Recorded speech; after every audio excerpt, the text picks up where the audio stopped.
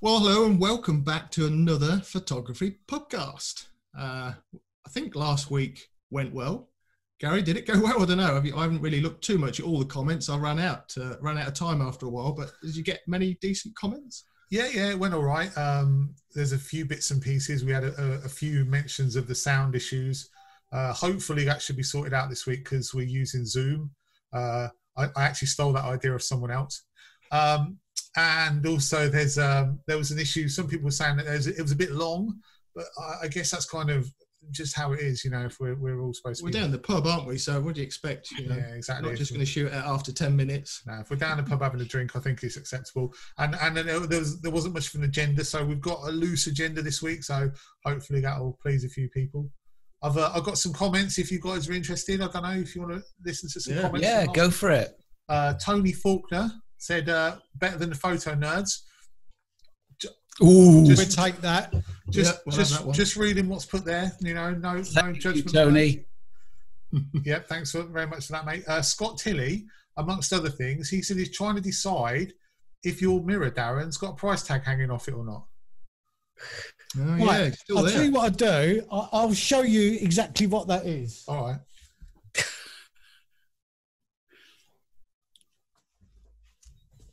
Helen quite likes drawing and calligraphy, and she kind of quite often makes like little gift tags. And that's what she done, and she gave it to me one day. And so what I've done, I've hung it up on the mirror. So no, the mirror's not for sale. It is an I love you little tag.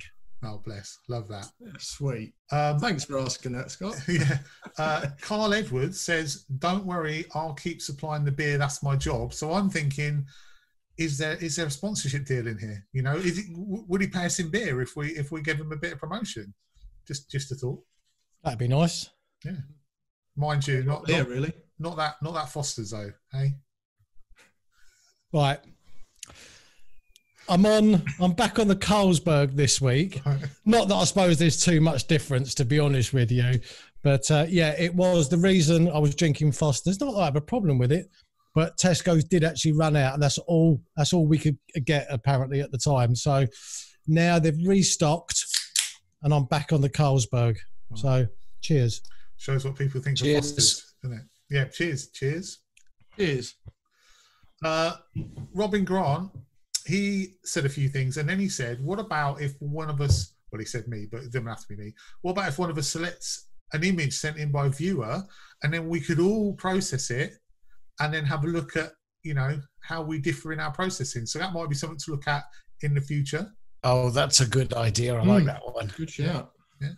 Okay, well, maybe at the end, maybe we'll have a chat and say if anyone wants to send something in, we'll set up an email address in the description or something, and we'll all have a go at processing it and see what we can do.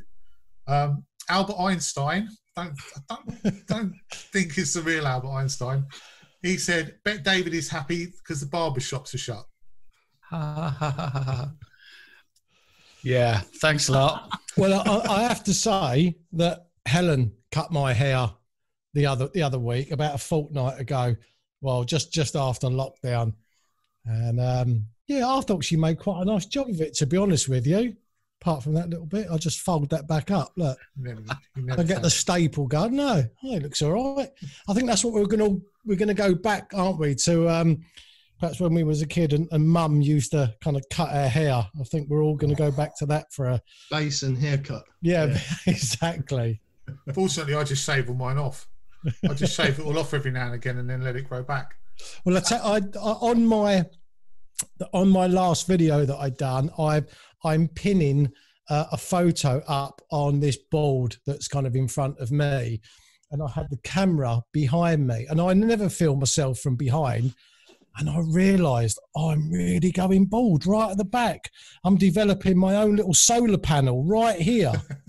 So, yeah, I'll have to keep on wearing that hat. Can you see it if I turn around? Oh, yep. Yeah. Oh, hang on. Oh, it's a bit overexposed. Just bring them highlights down, will you?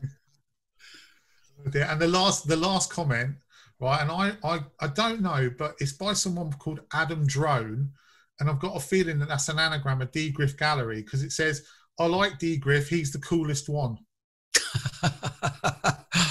Oh, Dave, own up. Was that you? Yeah, that was money well spent. Did you take them out on a workshop, Dave? Was it a freebie? No, I think you missed one, Gary. I think one of them was complimenting me on my beer of choice for the week, if I remember rightly, and think that they awarded me the top prize for best beer. So this week I'm on Adam's Ghost Ship as a bit of a starter, and then I'm leading on to Mad Goose. So can you guys top that? Well, I've started out on the Old Peculiar this week, because obviously drinking gin and tonic wasn't the thing to do.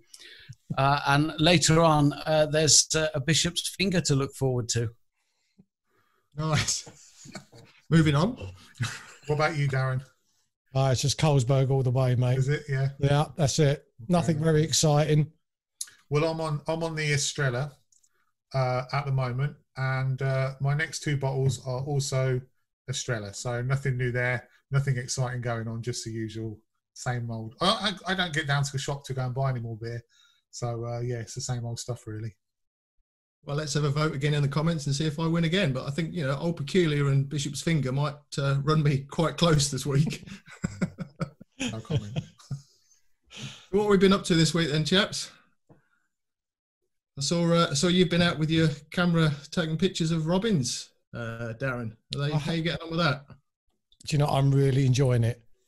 Really am. I mean, we've set up that temporary hide at the bottom of the garden, and I kind of that was about 6 days ago, and so I built that. Let's say I built it on day one and set up some perches up on one of the trees, like some false perches, and then I kind of just let the birds feed for about 2 or 3 days. And then, so from about day 4 onwards, I think, I've been down there with a camera, and it's a lot of fun, but it's nothing that, I mean, I don't know if you three have ever tried like wildlife photography before, but it's totally different. I mean, when we guys go out, I suppose the most frantic points that we're really going to have excuse me, is like sunrise or sunset, just when that light is really changing and you've got to act like fairly quickly.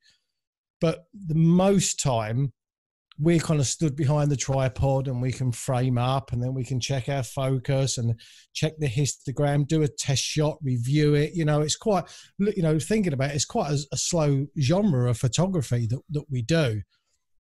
Whereas the wildlife, that's just different gravy altogether.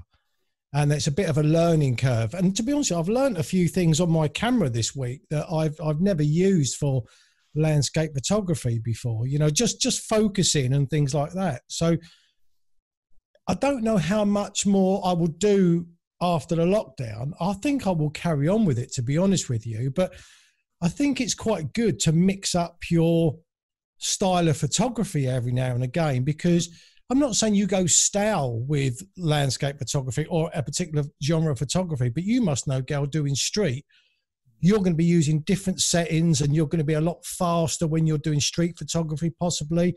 And that's how I felt. I've actually felt by being off this week and doing the wildlife, it's actually improved my skills a little bit more. And perhaps I might even take them into the landscape field when I go back. I think that's the thing. I think it's a whole different discipline. Like for me, I've done a bit of wildlife in the past. I've done some bird photography, but like for instance, street photography. Like you say, when you're shooting landscape, you are just spending your time, like quite a lot of time working out a composition, getting yourself in the right place, waiting for the right light, and getting all your settings right. But when you're doing street, and in your instance wildlife photography, it's much more off the hoof. You've got to, and that's one of the things you can almost get away with, I think, not having the perfect camera technique with landscape, because you've got so much time to set everything up, and you can say, well, this is on manual, if it's set F11, and if this one doesn't work, I'll just take the next one or the next one or the next one, and that'll work. Whereas with street photography, if your settings aren't right, you've missed that moment, and then that's gone. It's gone for good. You can't get that back. And I'd imagine it's exactly the same with landscape. And you almost have to learn your camera inside out for what you need it for. So if I need this, the autofocus to be like this, I need to check all the time: am I overexposed? Am I underexposed? Have I got the focusing correct? Is the shutter speed right? Because if you miss that moment, it's gone and it will never come back. Well, that was a typical example. I was down there yesterday, and I've got this log set up, and there was nothing on there. There was no birds at all, and I was sat there behind the camera, and then the histogram was right. It was well balanced. I couldn't obviously focus on a bird because there wasn't one, but I know roughly where they land, so I'd focus on this small knot on the branch, and as soon as a robin landed, a cloud moved across and everything went dull. So now I know that bird's only going to be on that perch for a maximum of about 5 to 10 seconds. Yeah. So now I'm fumbling with all the settings, and it takes a little bit of getting used to, because as I say, for us, we step back, we look at it on the tripod, we reach out quite slowly, but doing this, it's almost like a computer game, which I was never very good at, to be on the Xbox, where you've just got to know, instinctively where everything is, where all the buttons are. But I'm having a lot of fun with it, and it's I think I'm going to continue with this actually when we come out of lockdown. It's probably quite rewarding, isn't it, Darren, in terms of when you do get that shot? I think you did send a note of one that was a robin that was just flying off, and you got it in flight, and you got the wings flipping. It didn't come out that well. Oh, that's a shame. I was What I was going to say was, if you did get a shot like that, it's quite a rewarding style of photography, because you're catching something completely unique, aren't you? That again, you see, that was when it was quite dull and quite overcast. So obviously you need a very fast shutter speed, but then the trade-off is a high ISO. And what I found over my limited experience this week is that, because we've had some quite nice weather this week, like blue skies, sunshine, and that does seem to be the best time that I found anyway for wildlife photography, because obviously your ISO can be low and your shutter speed can be quite high. And the one that you're referring to, I don't think, I can't remember, I think I was on about 1/1600th of a second for my shutter speed, but my ISO was at 2,500, I think 3,200. But it might have been my focus that was off as well, because obviously I'd focused on the perch, and then it flies off, so quickly. But on the back of the camera, I just thought, this looks great. As soon as I got it on the computer, it just wasn't sharp enough. So that's a problem. That's a problem as well, though, because it can be incredibly frustrating, because you think that, like, for instance, when you're doing a landscape shot, the one thing you're never going to mess up is the focus. It doesn't matter if the light's not good or whatever. Do. No, generally, if you're any good, initially when you first start learning, obviously there's always issues, but you get to a point where you just don't mess the focus up on a landscape shot, and it's the other elements that don't work. So you might have got the composition wrong, or you might have got the lighting wrong, or something else. But with wildlife photography, and the same with street photography, it's so easy just to not quite get the focus right, or like you say, all of a sudden the settings have changed, and you get so many that you think in the camera, oh my god, that that had been a fantastic shot, and you get it home on the computer and it's just completely gone. And I don't think there's anything more frustrating than that, really. Yeah, no, I totally agree with that. I totally agree. Well, if this is going out on my channel, I think I've got plenty of my subscribers that are bird or wildlife photographers as much as landscape photographers. So maybe they can give you some tips and tricks, mate, in the comments if we ask nicely. Well, that'd be great. But one thing I have learnt this week is that photographing birds is called birding. It is. So when you photograph dogs, what's that? I knew that was coming. I knew that was coming. It's funny. You just following up on this conversation, because I've got nothing to offer really. I've got no patience for wildlife whatsoever. But it's really interesting to see your enthusiasm for it, Darren, because when I used to be a member of a camera club and people would put an image up of a bird, and I'd look at it and think, wow, what a great photograph. They'd probably spent hours waiting for that, and it's really rewarding. And then you'd get this sort of cynical, careworn judges would go, oh, bird on a stick. Oh, yeah. And you kind of think, yeah, this is why I don't go to camera club anymore. Yeah. Oh, don't even get me started on camera clubs. Oh my God. We'll put that on the agenda for a podcast in a few weeks, maybe. Absolutely. Yeah. There's a whole podcast on camera clubs, but yeah, I'll tell you what, I mean, I like I said, I did a bit of birding, Darren, and I couldn't have the patience that you have and sit in the back garden. I went to a hide where, like, literally there's this place in Northamptonshire called Summerleys. You know, Jamie, where we went to do the mill. Yeah. Well, Hardwater. Just literally on the way to Hardwater Mill, there's a turn off, and there's a little hide. It's a big base. It's a big expanse of water, but in the corner there's this one little area where you get the small birds, like the garden birds. And literally, there must have been, at any one time, there would have been 30, 40 birds there, sort of goldfinches, green finches, bullfinches, all sorts, robins, blue tits, cold tits, a lot. And so it's easy because you're almost like shooting a fish in a barrel. Whereas what you're doing, Darren, is, much more sort of sitting and waiting for that one bird to come along. So I don't envy you, mate. No, well, I think the reason I'm going to get on with this is because up until about, I used to fish from the age of about 8 years old up to the age of about 40, 42, something like that.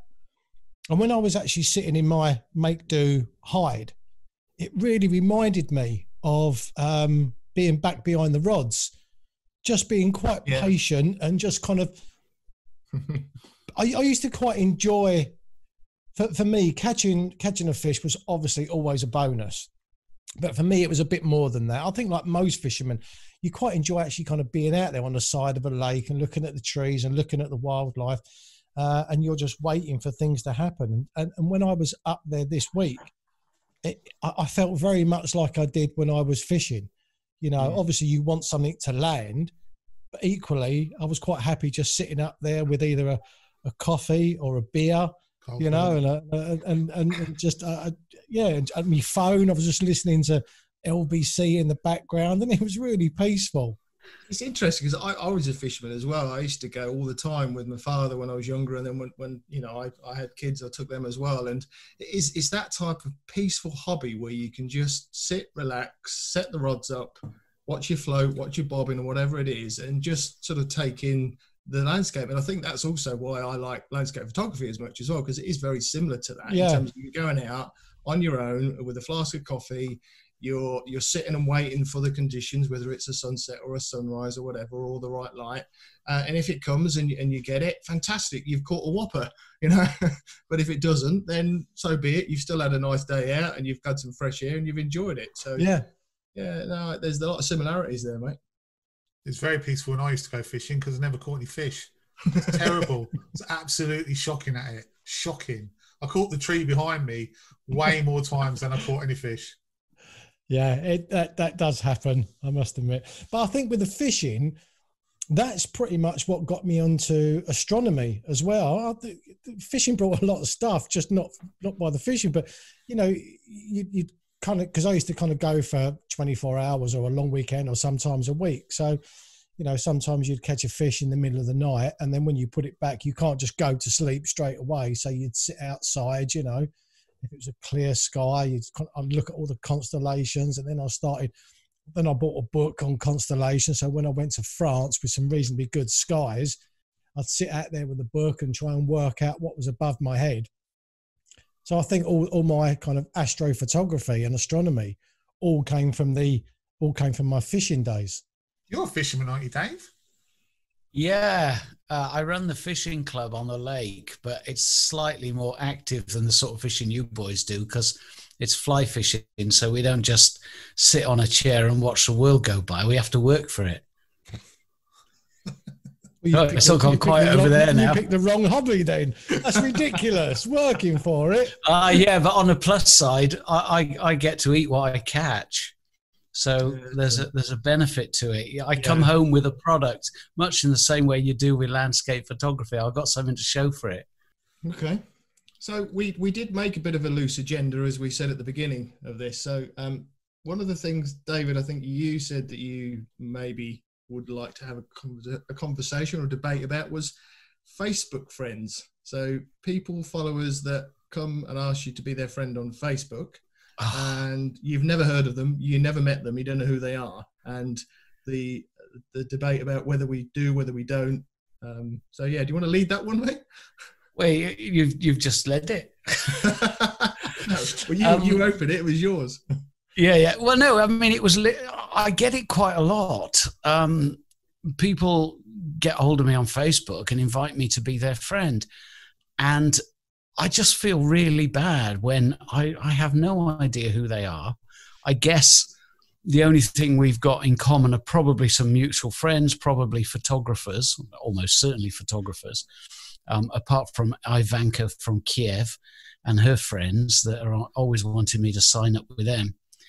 But yeah, and I sort of think, well, if I'm going to be friends with somebody on Facebook, it's not just I'm not hoovering up numbers. So look how many friends I've got, because that's ridiculous. You know, there are people out there who I've met. A good example, a couple of guys that I met when I was in Canada. So there was Mike Goodwin, who I sort of knew beforehand, but the nicest person you could ever wish to meet and spend a few days with. Absolutely brilliant. And so now, with the magic of Facebook, we can keep in touch. And it's great because the likelihood of me, you know, sitting across the table having a beer with him anytime soon is pretty slim. And there's another chap who's a photographer from Hamilton who lives near Mike called Dave, and I can't pronounce his surname, Erau. Astonishingly good photographer. And it's people like that I'm really happy to be friends with on Facebook.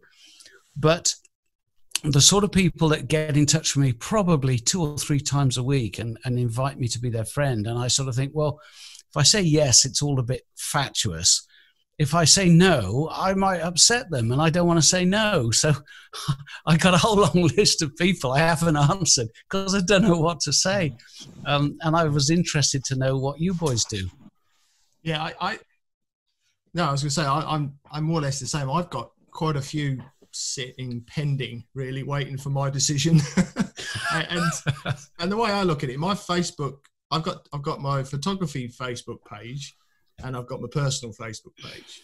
And I think if I accept people as a friend on my personal Facebook page, then they're a friend, you know, and I'd like to have at least met them once, as you say, or have chatted with them online, or you get an understanding of who they are, what they're about, and the rest of it. But some people that just ask to be your friend, and they're probably doing it because maybe they're one of their subscribers or followers on social media. Yeah. And they want to connect, and I get that 100%, but they're probably wanting to connect because they want to see photography, and they're not going to see that on my personal Facebook page because I don't post my images on my personal Facebook page. So, but I do feel a bit guilty just ignoring them, and the last thing I want to do is decline them because that's even more of a rude thing to do. So it's a bit of a conundrum. So it was an interesting question. I don't know what the answer is. I tend to find that a lot of people want to connect with you because they want you to join their group. It's really odd. Most of the people a lot of the people who befriend me or who add me as a friend on Facebook, because I don't know, I've had this thing, I never go out and add friends. No, I do go out, but I never go out and add friends. I will always sort of almost like wait for people to come to me to add as a friend. And a lot of people will then come and I'll add them as a friend, and then before you know it, they want me to join some like fun photography. Like, sorry if you're the guy who does it, but fun photography channel or fun photography group or so and so photography, and I'm like, after they do that, I'm like, oh, so that's why you're just looking to harvest friends to make your group bigger. So I usually unfriend them pretty quickly, but there are quite a lot who are just subscribers who I guess want to connect with you, I think. I think with groups, and I've done this more than once, when you get an invite to a group, I do tend to write back and say, look, I'm really sorry, but I'm committed to one particular group, fully committed, and any time that I have available, that takes my attention, and it would be inappropriate to join other groups and just lurk in the background. So I've sort of got an excuse, but also it's a genuine letdown, if you like. I can write to them, so I'm really sorry, but just I don't feel I can. Thank you ever so much for your invitation. Really appreciate it.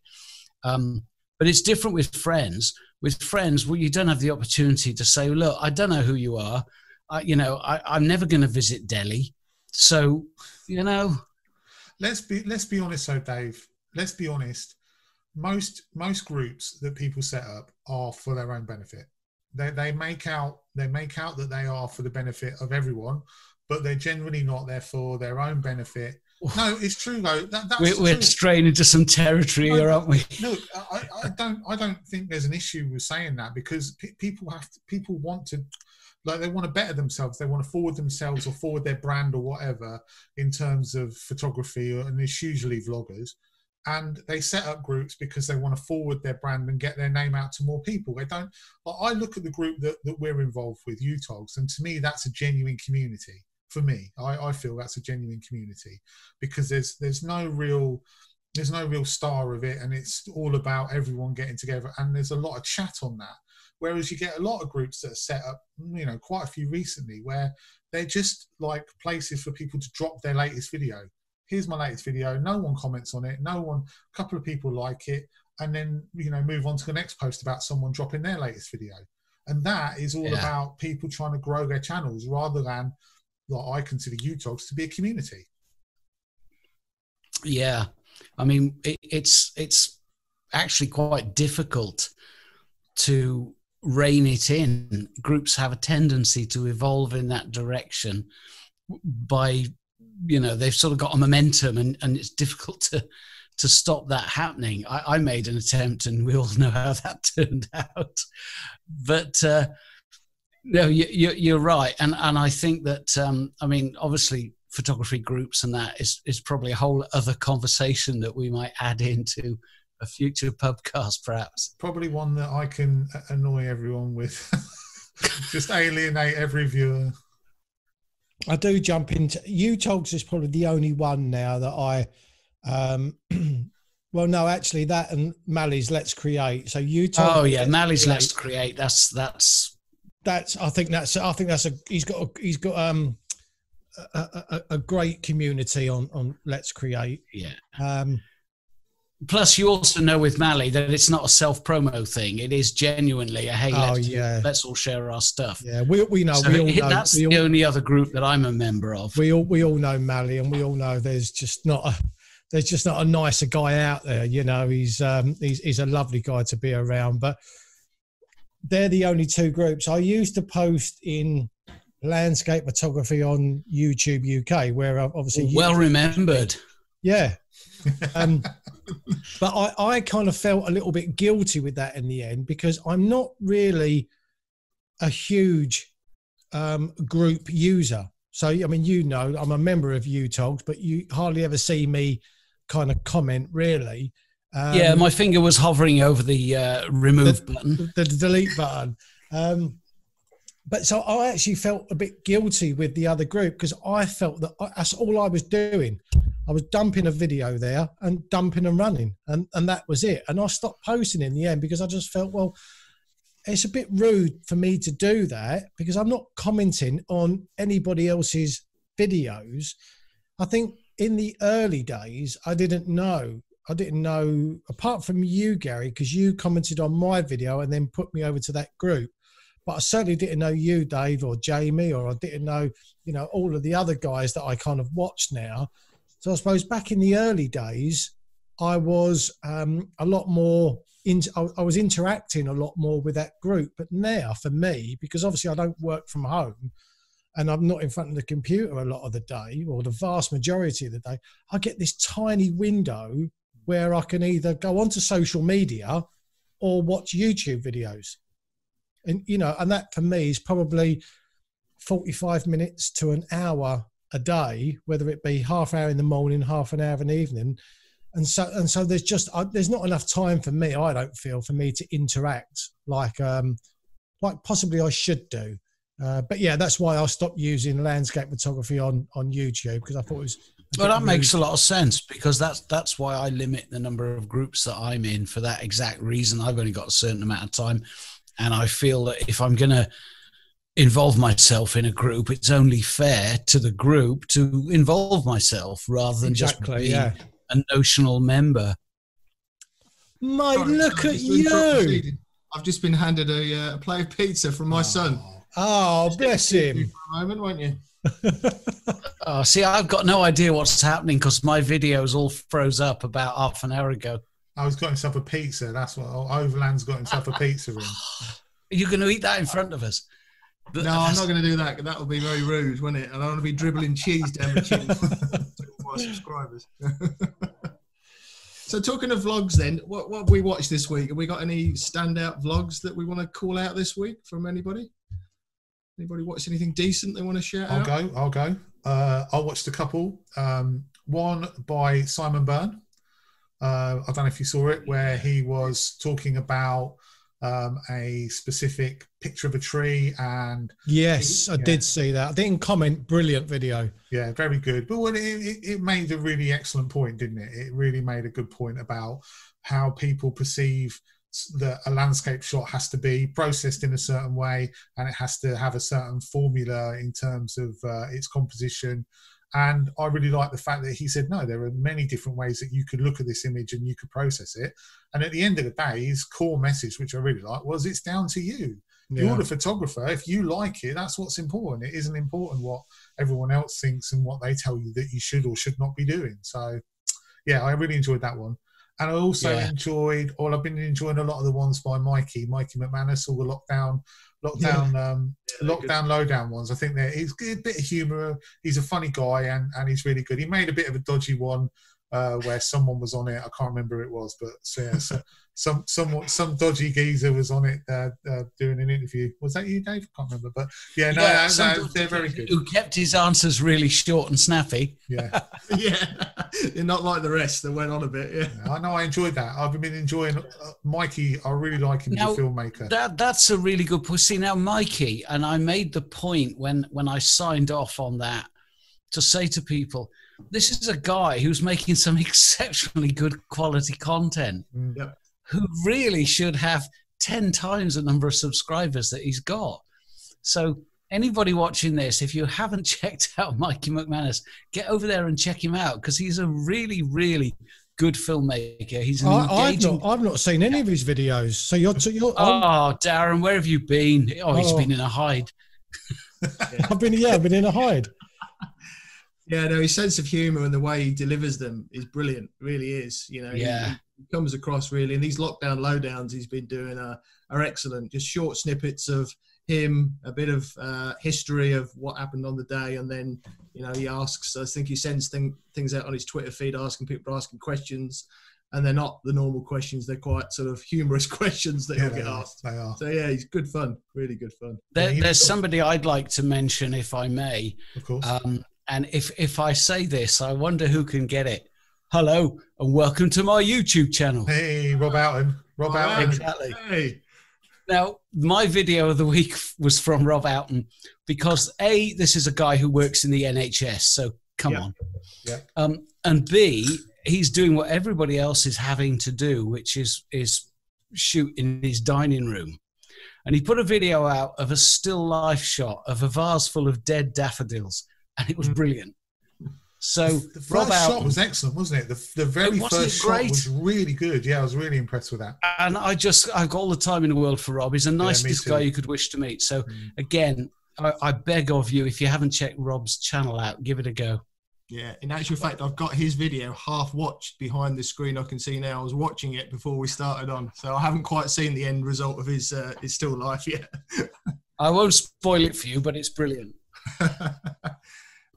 Well, I know it's not 8 o'clock, but I think, considering you just mentioned Rob and the NHS, but I think the old round of applause for Rob and all the guys on the 100%, NHS. 100%. They're doing a fantastic job. I know my son's girlfriend, she's heavily involved with everything at the moment in the hospital. So, they are doing an incredible job. While we're at it, we'll give a shout out to Dan Bennett as well, who's another vlogger, and he's a porter, hospital porter. So respect to him. He doesn't get mentioned very much either, and he probably deserves a bit more. Yeah. Good shout. Yeah. Well, I think one of the vlogs I watched that I thought was pretty creative was one of Tim Day's. I don't know if you saw that was really good, wasn't it? I thought that was really clever. So Tim's been out and been doing a lot of walking vlogs, and I think he's got a little bit of criticism about him going out to his local woods, but we won't get into that. But one of the vlogs he did post up this week that I watched was he created a bit of I think it was something like Grand Theft Auto, gaming video that he posted, but it was himself going out taking pictures of the lighthouse, and the way he edited it and put it together I thought was really creative, and I thought definitely worth a shout out. So well done, Tim. That was a cracking job. Yeah, and I've got to say as well with that, well baited everybody by putting the picture of the lighthouse up and saying this is coming out at 12 o'clock. Because you could just see all the people getting ready to type on their keyboards, couldn't you? What the hell are you doing out of the lighthouse in lockdown? We'll come back to that, Dave. And I'm going to shout out one more, actually, because I thought it was hilarious. It had me in stitches that I don't know whether you subscribe to Garrick Gillette across in the States. Yeah. Garrick's starting to do these set of videos now using his friend Frank. Yeah, Wilson. I won't give too much away. Pop across and see Garrick's channel and meet Frank. But he did a review of one of our fellow vloggers' channels last week, Jem and Rich's Wildlife, which I think you called out, Gary, on your channel recently. Yeah. Really nice couple, really down to earth, great content. And he reviewed their channel with Frank reviewing them, and it was absolutely hilarious. If you've not watched it, go across. Absolutely hilarious. So, yeah, well done, Garrett. Good job. What about you, Darren? Anything? Well, I think this week, because of obviously the wildlife photography this week, I haven't actually watched. I think actually Simon's was the only video this week in terms of landscape photography that I actually watched. Everything else for me has been, kind of tips on shooting songbirds, and there's been a lot of Tony and Chelsea for me this week. And there's another guy, British photographer, Paul Miguel, I think his name is. I've been watching some of his, and there's been a few others which are all new to me, and I've actually subbed to their channels, but I can't remember their names. So this week I've probably focused on about 5 different vloggers, but for me they've all been about, one was actually about setting up the perches that in the back garden, just tips on how to do that, and obviously camera settings, and sorry, I can't be more specific on names because I can't really remember all these new guys that I've been watching, but they have been good. But yeah, Paul Miguel and obviously Tony and Chelsea, they kind of know their stuff, so I take a lot of notice of them. I'll tell you, I watched, I suppose it's like anything really. We all go through fits and starts, where you perhaps find somebody new and you watch quite a lot of stuff in their kind of early days, and then, you might tail off a little bit, but then you kind of go back to them. Like Nick Page was just someone that, I'm not saying I could never get on with Nick Page, but every time I watched one of his videos, I enjoyed it, but I didn't think, I can't wait for the next one to come out. And then after, I don't know why, but then after about 6 or 8 months, something just kind of clicked. And I just continually watched Nick Page. It was almost like a slow burner, like a song sometimes, it takes you quite a while to listen to that song over and over, and then it becomes one of your favourite songs. But Nick Page is a lot like that for me. So I think as well, because he moved over to Sony, that might have had something to do with it. So again, because I went from Canon to Sony, I was looking for Sony users, and I think that's really what I think YouTube for that is absolutely fantastic. When you do want to learn something, I'll go on YouTube far more than Google. I mean, I don't know about you guys. Do you prefer reading everything, or do you prefer kind of watching it? It's all those adverts I'll get fed up with. I can't put up with those adverts, me. I want to hit to the detail, and that's it. You just want some adverts. That's what it is. You want to have enough subscribers so you can put adverts on your channel. You're just jealous, mate. Not at all. But I mean, Darren makes a good point. I mean, at the end of the day, my channel would probably be sort of crawling along at about 500 subs if I hadn't switched to Olympus. I know that most of the people that watch my stuff are Olympus users, because, apart from Peter Forsgaard and Derek What's-His-Face, we're the only people using, and Jimmy Cheng in London, but he does street stuff. But that helped me immensely build up an audience, because it was Olympus. And yet, when was the last time I even mentioned the fact I've got an Olympus system? I don't do how to use Pro Capture or how to use whatever else. I just take pictures of mountains. Yeah, because I must say, your channel just seemed to rocket overnight when you released that. Yeah, it did. When you released that video, didn't you? Sorry, I'm laughing at Gary. Yeah, I know. It's like a nightmare. Just shut the door and leave. Very professional. Sorry about that. No, you can't reach it. Just leave it now. Leave it. Shut the door. Go out. I can't see anything. I have no idea what's going on. Can you not see nothing, Dave? Not a thing. Oh, I think what it is, I think Mrs. G is downloading back issues of EastEnders or something. So I'm going to have a word with her, because I think she might have bollocked up my internet connection. Need one of them. You've done well, Dave. 50 minutes in before you've needed that, so you've done well. Yeah, sorry about that. That was just my daughter coming in. We got a load of food. I'm going to sound really good now. We got a load of food that we're going to give to the food bank, and it was in this room. And basically, she needed to come in. So the towel that's hiding the kitchen behind is now gone. She's come through the room. Everyone's probably seen it, but we'll pretend that never happened, and we'll just move on, shall we? Blur that out and you're in it. Oh, definitely. No one will even know. Where were we?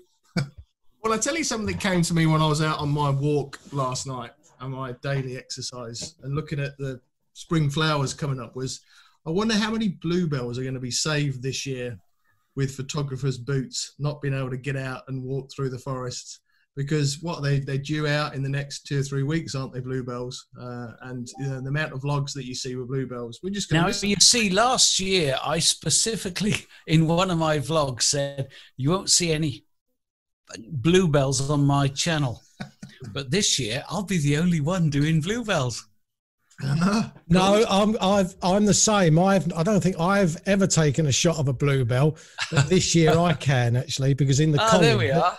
They've got bluebells in the college grounds. At least there'll be some usage for ICM then again this year, because that's the only time ICM ever gets used. A little bit in the autumn when people don't know how to take pictures of trees, and then again in the spring when people don't know how to take pictures of bluebells, they get the old ICM out.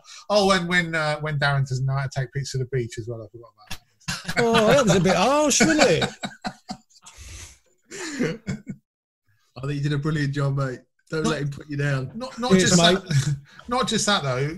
Actually, onto a broader subject. If you think about it, I wonder how well places like Etive Moor, the waterfall there, with all the footfall, I wonder how they're recovering now with the fact that no one's actually there taking pictures.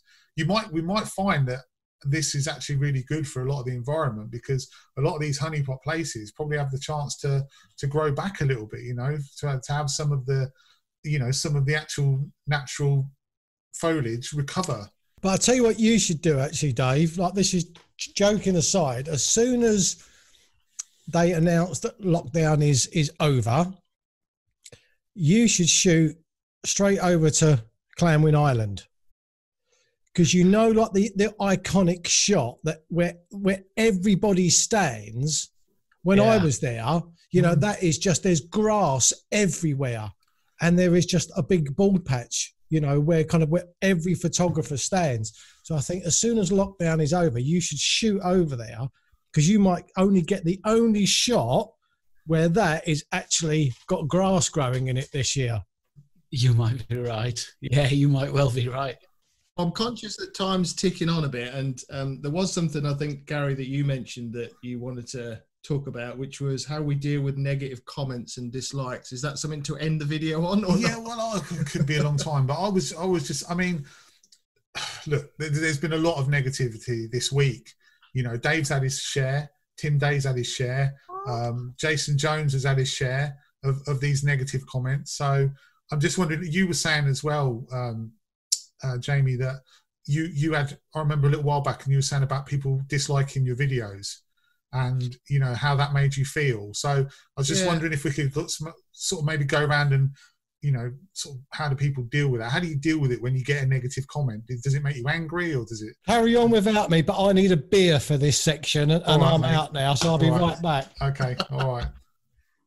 Yeah, no, I think I posted something up on one of the groups about that, because I've been vlogging there for about a year and a half, and you get dislikes, and that's just part of the game. But there was one particular video that I put up which got more than the average amount of dislikes, and it starts to make you think a little bit about that particular video, or about how people are feeling, and starts to give you self-doubt, really, because I'm quite a sensitive sausage, and sometimes these sort of things get to you. And I think when you get that many dislikes on a video, you thought, well, why? What's going on? What don't they like about it? And the thing that wound me up particularly was that, and this is more of a generic sort of YouTube thing, is if somebody dislikes something, why don't they just tell you why they dislike it? Just be honest and say, look, okay, I didn't like that because of this, and that's why. At least you can improve it. Or if they just don't like your content, they'll unsubscribe anyway, so it doesn't really matter. But yeah, I think that I personally, I think it's just the name of the game. You deal with dislikes, you deal with negative comments, but I just like them to let me know if they don't like anything, and at least I can improve it. That's the least I can do. I think your dislikes though are sort of, I know this is going to sound like weird, but genuine.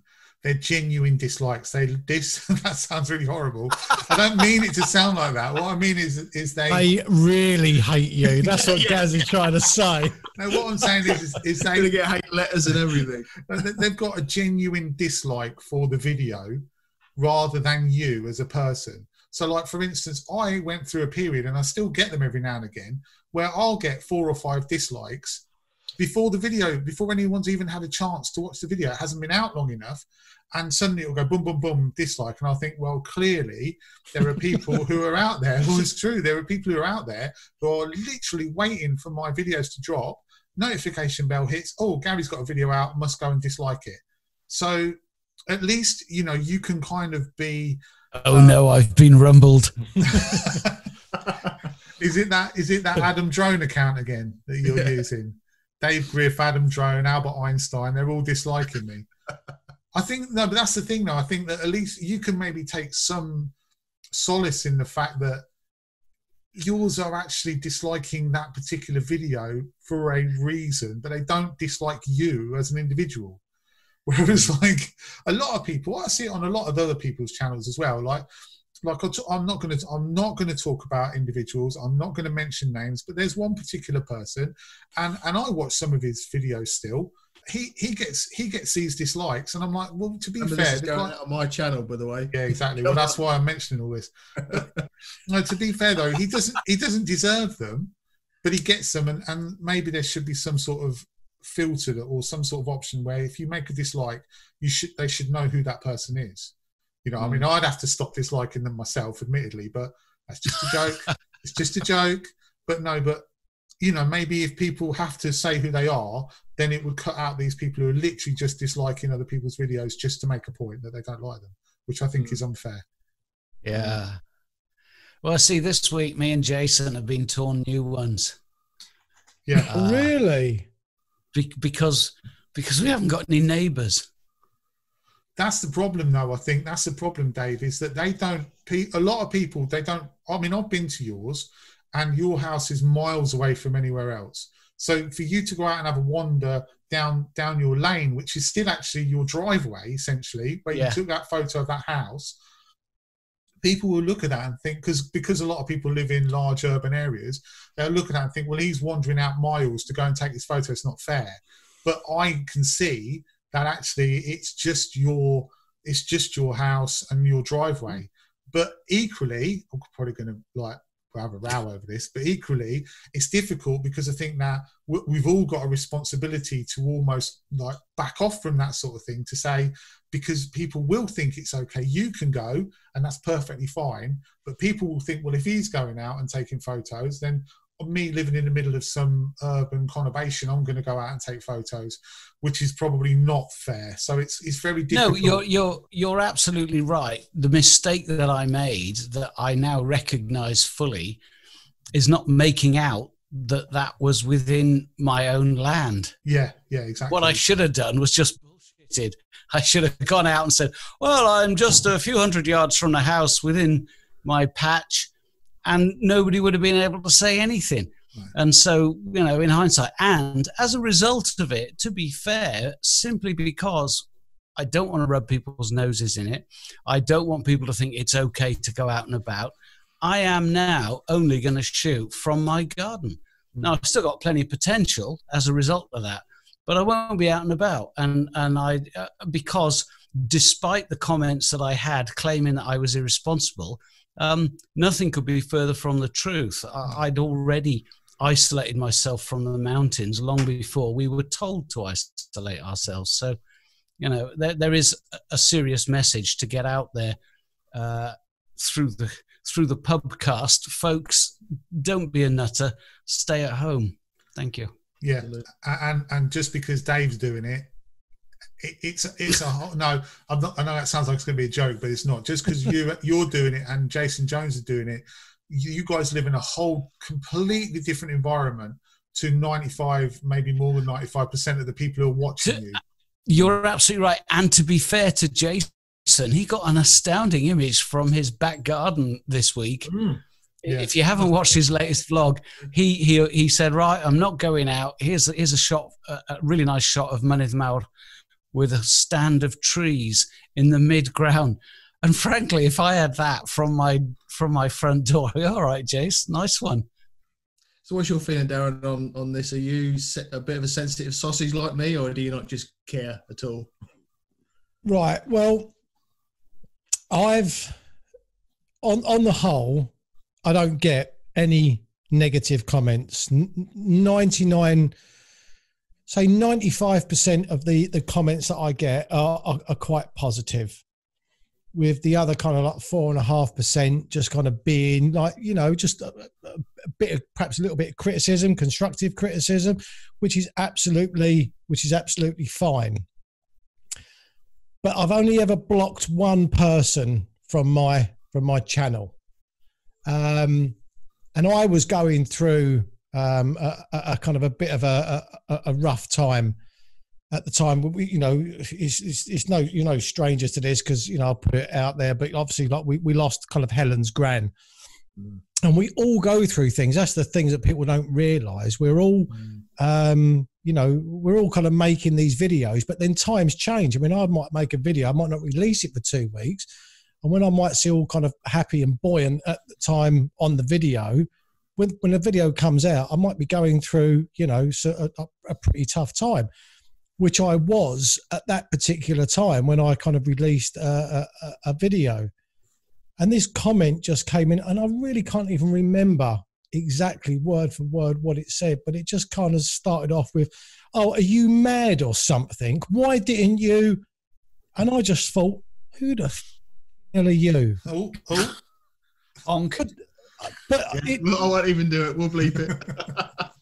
But do you know what I mean? And I just looked at it and I thought, you don't know me, and you've not even started off with, "Hi, Darren, I hope you don't mind me saying," but whatever it was, but just the way he started. And that's the only time that I've had to Google, how do you get rid of someone on YouTube. That's my only instance. And as I say, it wasn't that he was like super, super rude to me, but it was just the way he started it. And I just thought, I would never leave a comment like that on somebody's channel.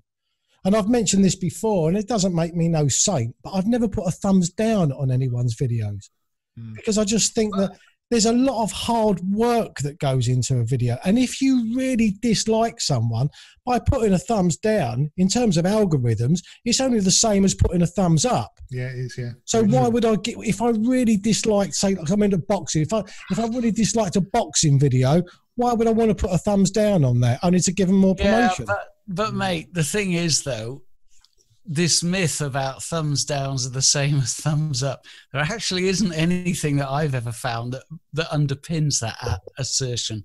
The thing about it is that, and you know, you're absolutely right to feel the way you felt in that situation. There's no two ways about it. But what I kind of learned really early on, because my videos were so rubbish, I got some pretty negative stuff quite early doors. With two things. One is, if you're in this game, you've got to have a thick skin. If you haven't got a thick skin, please don't do it. Yeah, and two is that when your dander's up, when you need to respond, perhaps not quite as vociferously as Jason Jones, but stand your ground. Don't put up with it. You know, at the end of the day, it tends to be a lone dissenting voice or two amongst a whole heap of supportive stuff. So try and keep it in proportion, because at the end of the day, you do what you do. As you've said, it's a lot of work, and most of the people that bother to tune in and watch are well aware of that and grateful that you do it. And frankly, that's why I still do it, because people say, look, we really, really appreciate that you go to this trouble to entertain us. Thank you ever so much. And then you go, okay, well, I'll make another one then. And so it goes. That's a good point, Dave. I very much appreciate anybody and everybody that comments on any of my videos, because, and generally they are all quite positive, and you're absolutely right. They say, really appreciate you sharing the content, spending time to go out and do this. You know, we enjoy watching it, you know, looking forward to more of it. And it's stuff like that that just encourages you to get out and do more, because, you know, we're enjoying it, going out and doing it. Otherwise we wouldn't doing it. And to hear other people are enjoying it and getting something out of it. And when they start using those words of being inspired by what you do, then, you know, that's the ultimate, really. At the end of the day, the best benchmark for me is if you look at your percentage thumbs ups. And, you know, mine ticks along at about 97, 98%. Imagine you were a politician and you got voted in on that sort of majority. How would you feel? So, I like that. There you go. I look at mine, I always like to look at mine by the amount of comments I get. So I feel like I get quite a decent amount of comments for the size of my channel, which makes me feel like people are engaged with what I'm doing, and I really like that.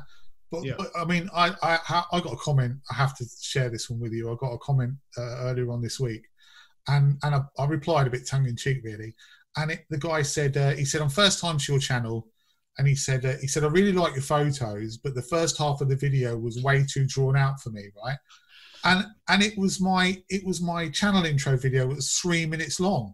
I was like, how can you draw out a minute and a half's worth of video? Like, please, for God's sake, don't watch the rest of my stuff, because you're going to go apoplectic over it, mate.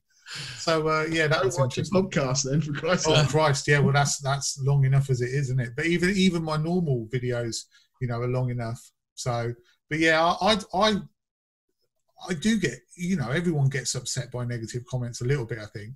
It's hard to, Dave, you're absolutely right. You do absolutely have to have a thick skin, and you have to take it on the chin, but sometimes it can be difficult. But when you balance that out, you know, against the number of people who are so positive and so sort of, you know, encouraging of you, and like you said, Jamie, when people say, you know, you really inspired me, there's nothing better really than that as a vlogger, I don't think. So, no, you know, you kind of just let those negative comments sort of wash over you, really, I think.